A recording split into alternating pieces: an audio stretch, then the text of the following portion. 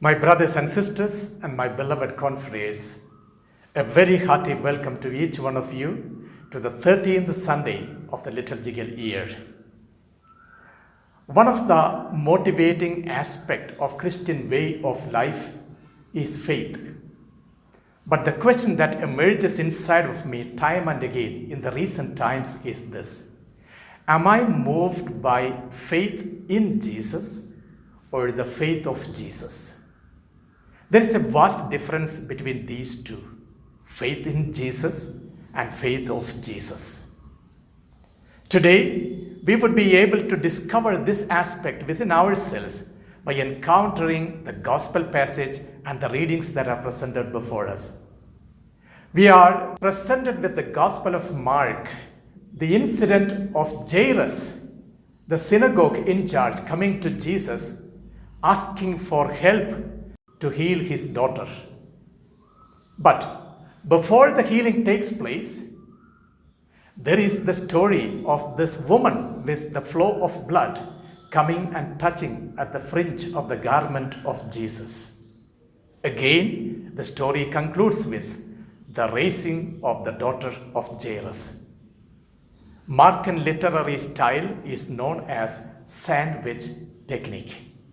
Let us see how does it arouse the faith of Jesus in each one of us. Jairus was a synagogue authority. His very name means he will be enlightened.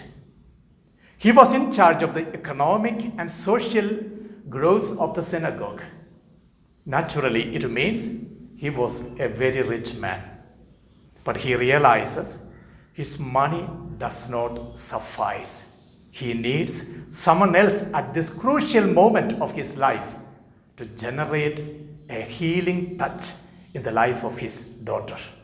On the one side, we see the faith of Jairus. He is very confident that Jesus can heal his daughter. On the other side, we also see the lack of faith of Jairus. Why?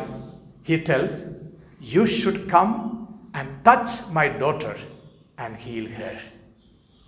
How far is he from that pure faith of the centurion who told Jesus once, "It is enough that you speak a word and my servant shall be healed"?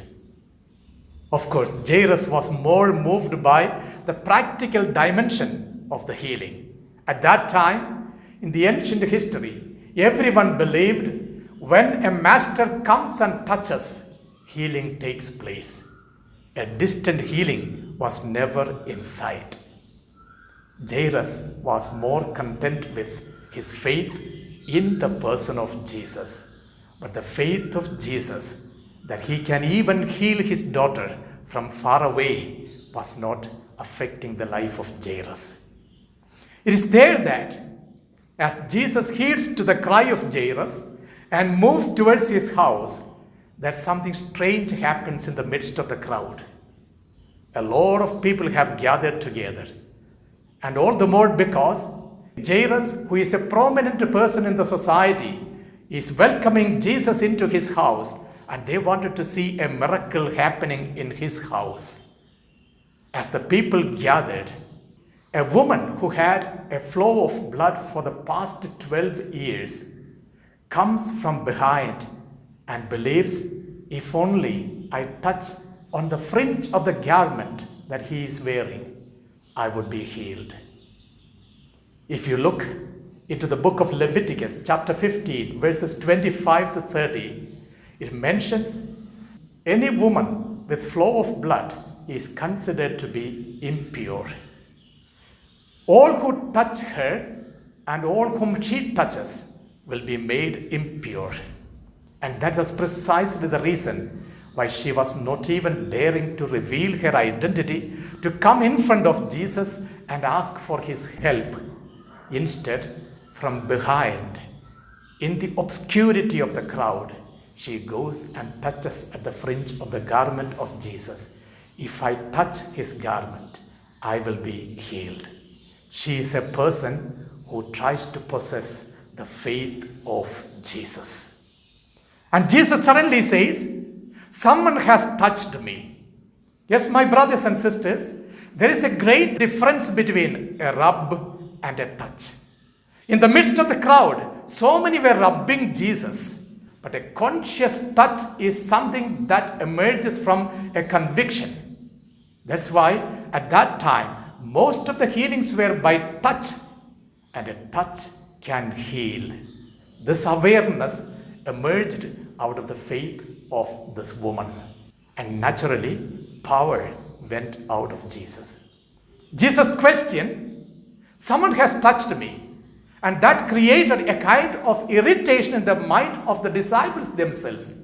They who were awaiting the healing of the daughter of Jairus is now distracted by the presence of an unimportant person who has touched him. And they ask him the question, tell us now, who has not touched you? All of us here are touching you. But Jesus says, someone has consciously touched me. Yes, my brothers, my sisters, a touch on the person of Christ arouses the faith of Christ. And that's where the language of Jesus differs. Look at Jesus. When the woman acknowledges with fear and trembling, "It's I who touched you," Jesus calls her daughter. She becomes the member of his family. And the next word, Shalom, go in peace. The one who belongs to the family of Jesus experiences peace. And that's where we move now towards the house of Jairus. Jairus is given the news that his daughter is no more. And even the servants who come there do not consider Jesus more than a miracle worker. Therefore they say, why to trouble the master? But the Lord goes to the house of Jairus and he tells, she is only sleeping. For the Lord, death is merely a sleeping, a movement from one phase to another phase of one's life. It is not a fearful event. That's why Jesus tells them after raising the daughter of Jairus, give her something to eat. St. Paul in the letter to the Corinthians today mentions, when you are doing everything in utterance, in knowledge, in awareness of the love of God, be assured you should also be possessing your gracious works that would support others. Look at Jesus giving life to the daughter of Jairus. It is here the first reading from the book of wisdom brings before us that hope. Your God is not a God of death. He does not delight at all in the death of the living. God is here to give you life. Do you have faith in Jesus, or do you possess the faith of Jesus? Amen.